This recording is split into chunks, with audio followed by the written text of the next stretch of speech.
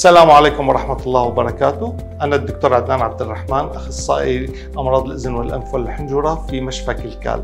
نتشرف بخدمتكم وأهلا وسهلا. adeegyada aan ku qabano qaybta bukaan socodka waxaa ka mid ah daaweynta cudurrada kala duwan, xasaasiyadda ay ka mid tahay xasaasiyadda sanka, dhagaha, cunaha intaba, infekshanada ama caabuqyada kala duwan oo ku imaada cunaha sida qumanka soo laalaabta, caabuqyada carabka ku imaada iyo cunaha, infekshanada ku imaada sanka, urka taga, caburka joogtada ah iyo fuurada, infekshanada kala duwan oo dhagaha ku dhaca sida dilaaca soo laalaabta, maqalka yaraada, cuncunka ama xasaasiyadda joogtada ah, buuxa tirada badan oo qofka waayeelka ku soo laalaabto. Sidoo kale waxaan kugu diyaarinay qaybteena qaliimada kala duwan ee cunaha iyo afka, sida dhaawacyada ku imaada carabka iyo faruuryaha, burooyinka carabka, qumanka la bixinayo iyo dhaawacyada kala duwan.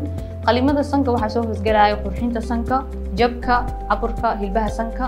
Sidoo kale qaliimada dhagaha ay soo hoosgalayso dhaawacyada dhagaha, qurxintooda iyo bixinta burooyinka. adeegyadaasi in ka badan waxaa ka helaysaan isbitaalka Kalkaal qaybta sanka, dhagaha, cunaha. Caafimaadkaaga waa mudnaanteena.